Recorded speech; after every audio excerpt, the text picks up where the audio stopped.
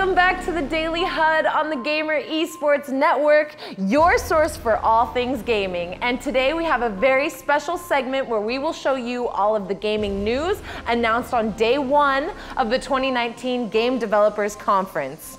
It has been an action-packed week for gamers in California as gaming and software companies get together at the Moscone Center to reveal their upcoming launches and updates.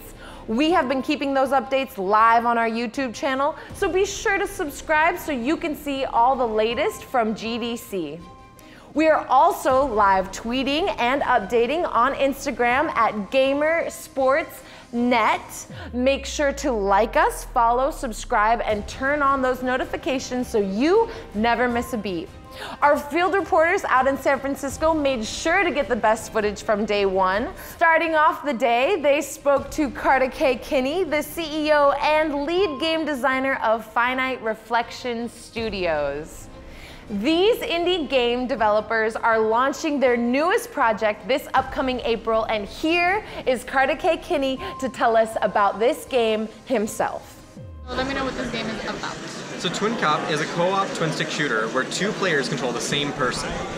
And how is this game different than any games you would play with your friends remotely? So unlike other co-op games and unlike other online games, this game requires that you're sitting next to your friend, and the game design is all designed around the idea that you have to always be talking to each other to play.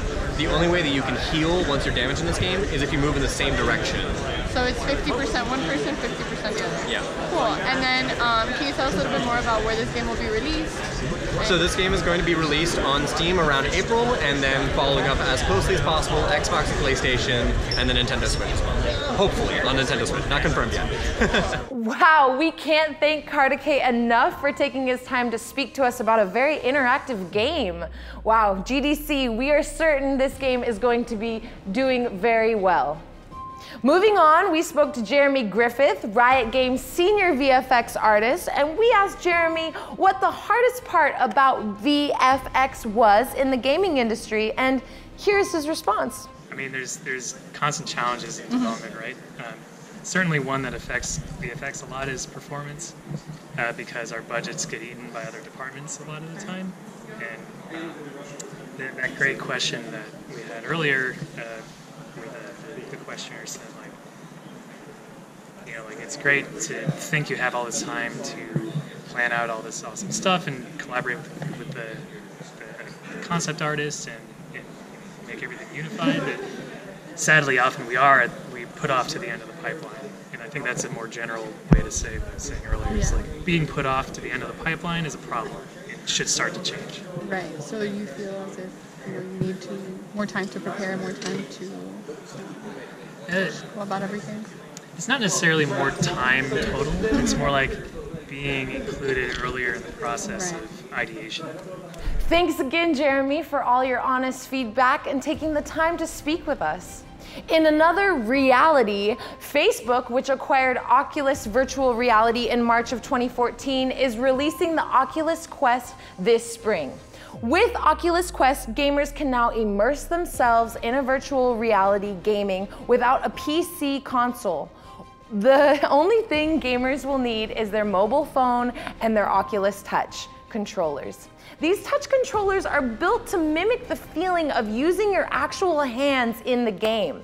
Setup has never been easier. All you'll need is your Oculus Quest headset, controllers, Oculus Quest mobile app, and a large, safe space to enjoy this interactive VR experience.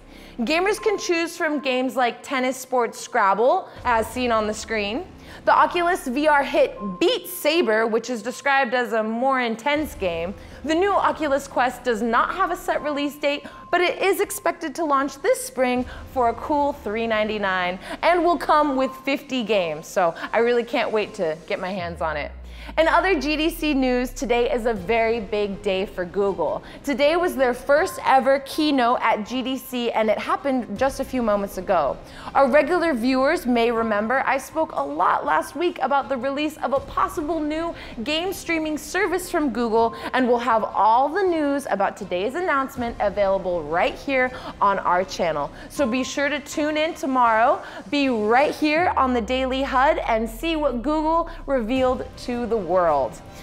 Although there's a lot of speculation about what's going to be announced, like the possible launch of their video game streaming service or a possible Google gaming console within a controller. You'll have to wait and see tomorrow's Daily HUD to find out, so be sure to check right back here on the Gamer Esports Network. I'll look forward to sharing this exciting news with you.